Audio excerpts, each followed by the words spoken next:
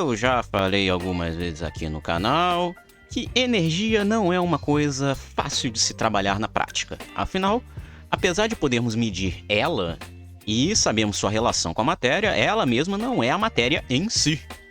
É sério, esse lance de que a energia e a matéria é a mesma coisa é furada. Até eu mesmo caí nessa durante um bom tempo, tá? Inclusive já passei isso aqui no canal, mas enfim. Oh my God!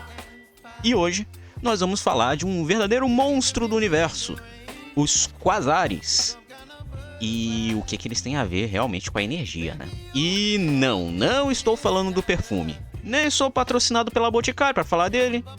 Mas bem que poderia, hein? Boticário. Ô, Boticário. Senhora, a senhora gravou, dá licença? Senhora?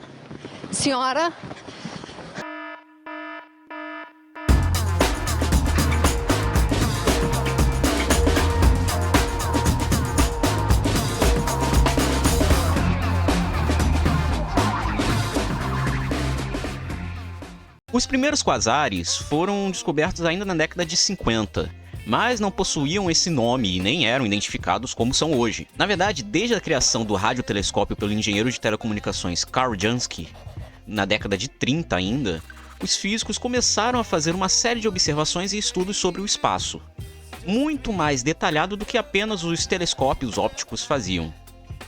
Para a gente entender os quasares, vamos entender qual a diferença primeiro entre um telescópio óptico e um radiotelescópio.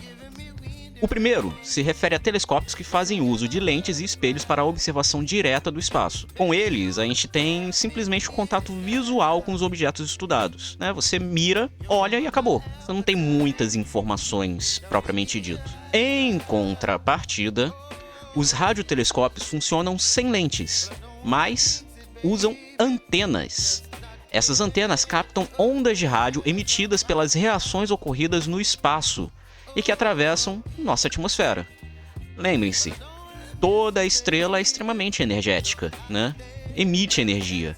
Então, essa energia é emitida de alguma forma, geralmente por ondas eletromagnéticas, e essas ondas eletromagnéticas são captadas na forma de ondas de rádio. Bom, pelo menos os radiotelescópios em solo funcionam assim, né? As ondas de rádio atravessam nossa atmosfera. Só que isso tem um pequeno problema, porque tem interferência. Existe interferência. Então, para evitar essa interferência, os telescópios espaciais são bem melhores para essa função. Desde 1860, com a formulação das equações de Maxwell, os físicos tentaram captar ondas eletromagnéticas provenientes do espaço.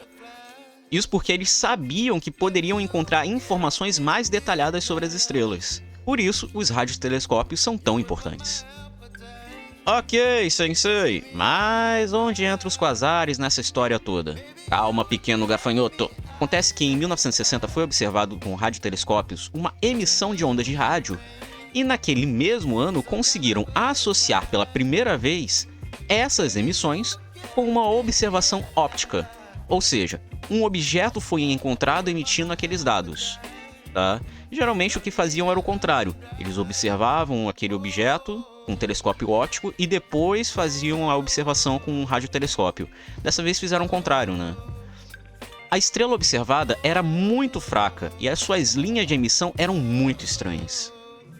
2 anos depois, em 1962, Cyril Hazard e colegas identificaram, através de observações radiotelescópicas e métodos inéditos para a época, outro objeto com uma emissão de ondas de rádio e um pequeno jato energético e as mesmas linhas de emissão do que aqueles que foi encontrado em 1960.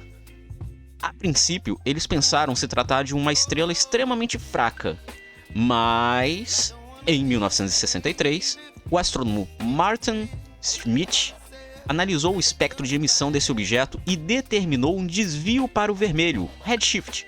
Ou seja, esse objeto estava se afastando de nós e não fazia parte da nossa galáxia. Logo, não poderia ser uma estrela. Se você quer saber um pouco mais sobre redshift, tem vídeo aqui no canal falando sobre efeito Doppler, hein? Vale a pena. Foi então cunhado o termo objetos quasi-estelares, ou quasares. Inclusive, o Hubble, telescópio espacial, observou esse quasar localizado na constelação de Virgem, o chamado 3C273. Mas, afinal, o que são os quasares?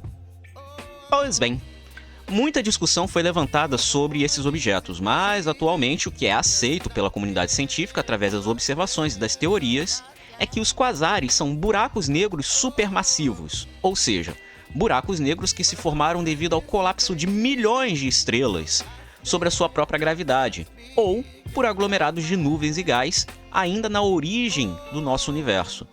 Os buracos negros normais, eles são formados através do colapso de uma única estrela, né? São chamados buracos negros estelares. Esse, por ser supermassivo, são várias estrelas colapsando ao mesmo tempo. Inclusive, a gente também tem vídeo aqui no canal falando sobre buraco negro. Vai lá dar uma olhada também.